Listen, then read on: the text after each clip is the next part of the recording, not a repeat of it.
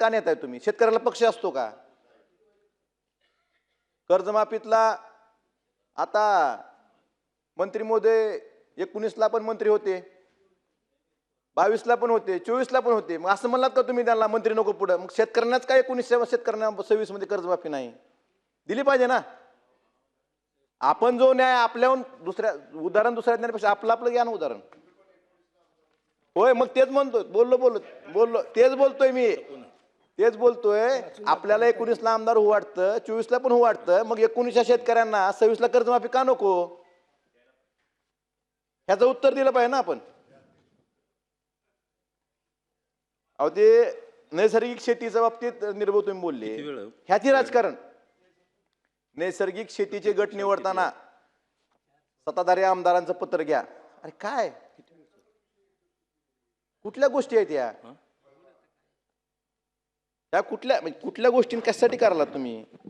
ह्याचा विचार आपण करणं गरजेचं आहे. मला ह्या वर्षी अल निनोचा प्रादुर्भाव आहे. कृषी मंत्री महोदय या ठिकाणी बसलेत. एक सूचना करावी वाटते. आपल्या महाराष्ट्रात फळबागा असतील किंवा जे दीर्घमुदतीची पीक आहेत, फळबागा, ह्याच्यावर अर्थव्यवस्था बऱ्यापैकी अवलंबून आहे. पण जर दुष्काळ पडला, दुर्दैवानं आपल्या पडू नये हीच अपेक्षा आहे, पण ह्या फळबागा कशा जगतील? आपण फळबागा गेल्यानंतर परत त्यांना पॅकेज देण्यापेक्षा त्या फळबागा टिकवण्यासाठी आता काय करता येते का बघा. आपल्या जेवढ्या फळबागा आहेत त्या प्रत्येक शेतकऱ्याकडे किंवा रेशीम जे शेतकरी करतोय तिकडे शेततळे आहेत का बघा. ज्यांच्याकडे शेततळे नाही त्या प्रत्येक शेतकऱ्याला शेततळे द्या, त्याला आस्तरीकरणाला शेततळे द्या आणि त्याला जेवढं पाणी उन्हाळ्यात लागतं ती साठवणूक करण्याची व्यवस्था आताच करा, तर ह्या फळबागा टिकतील. कारण एखाद्या फळबागाचा शेतकरी त्याची फळबाग जर जळून गेली दुष्काळामुळं तर ते कुटुंब परत 5 वर्ष उबदार येत नाही, उद्ध्वस्त होऊन जातं कुटुंब. त्यामुळं फळबागाच्या बाबतीत ही यांनी विचार करावा. खताचा भाऊ रणधीर भाऊ तुम्ही विषय काढला युरियाच्या बाबतीत. काय आपल्याकडे सिस्टीम? आधार कार्ड दाखवायचं, खत मिळणार. मला सांगा त्या आधार कार्डवाला शेतकरी आहे का नाही माहित आहे का? कुणाला एक आधार कार्ड असतं, कुठले आधार कार्ड? शेतकरी नाही, बरोबर आहे. म्हणजे शेतकऱ्याने 7-12 परत काढायचा 25 रुपयाचा. नाही, ऐका, माझं मत तेवढंच आहे, माझी विनंती आहे. 7-12 पण मागून शेतकऱ्यांना परत खर्चात घालू नका.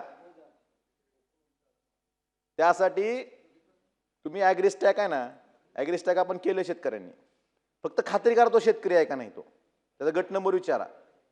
7-12 मागून परत तो त्यांना तळाच्या मागे फिरायचं का? CS सेंटरवाल्याच्या मागे फिरायचं का? ह्या बाबतीत सुद्धा आपण विचार केला पाहिजे. अध्यक्ष महोदय, खताच्या किमती एवढ्या मोठ्या प्रमाणावर वाढल्यात. या सगळ्याच गोष्टी सध्या शेतकऱ्यांचा उत्पादन खर्च जास्त आहे आणि उत्पन्न कमी आहे. शेतकऱ्यांकडे ज्यावेळेस माल असतो त्यावेळेस मालाला भाव नसतो, साठवणूक करायची व्यवस्था नाही आपल्याकडे. ह्या सगळ्या गोष्टी भांडवली गुंतवणूक आपण करायची म्हणतो, ह्यासाठी तरतूद किती आहे, त्यासाठी आपण काय काम करतोय हेही सरकारनं सांग. फक्त घोषणा करून उपयोग नाही. म्हणजे कृषी समृद्धीची घोषणा केली, 5,000 कोटी देऊ म्हणले, दिले 2,000 कोटी. अशी फक्त घोषणा. प्रत्यक्ष अंमलबजावणी काय होते ह्याच्यावर काम करणं गरजेचं आहे, तर शेतकरी आत्महत्या थांबतील. त्यामुळं अध्यक्ष महोदय, आपल्याला शेतकरी खरंच संवेदनशीलपणा आपण म्हणतोय, सगळे संवेदनशील. आपला संवेदनशीलपणा फक्त बोलण्यापुरता असू नये, फक्त घोषणा करण्यापुरता संवेदनशीलपणा असू नये.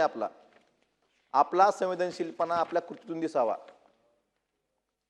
आणि शेतकऱ्यांच्या जीवनात काहीतरी चांगलं व्हावं हा संवेदनशीलपणा असेल, त्यावेळेस मग त्यालाच खरा संवेदनशीलपणा म्हणायचं. आम्ही कौतुक करू त्याचं. फक्त घोषणा करण्यापुरता म्हणजे नुसत्या मोठ्या आकडे. आता 36,000 कोटीची तुम्ही कर्जमाफी केली, तरतूद किती आहे? 20,000 कोटी. म्हणजे यातून लक्षात आलं. होय, बरोबर आहे. म्हणजे तुम्ही किती दिवस लांब होणार लक्षात आलं ना. एक तर 24ला तुम्ही घोषणा केली, 24ची घोषणा तुम्ही 26ला त्याचा निर्णय घेतला आणि तरतूद फक्त 20,000 कोटीची केली. बरोबर आहे, पण तुम्हाला आधी एक तर 2 वर्षांनी तुम्ही कर्जमाफी केली, त्याची तात्काळ अंमलबजावणी होण्यासाठी तुम्ही पूर्ण तरतूद करणं गरजेचं आहे ना.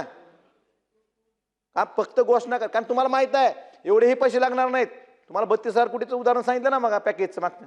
कैलास मामा इकडे बघून बोला, तुम्ही तिकडे बघूच नका.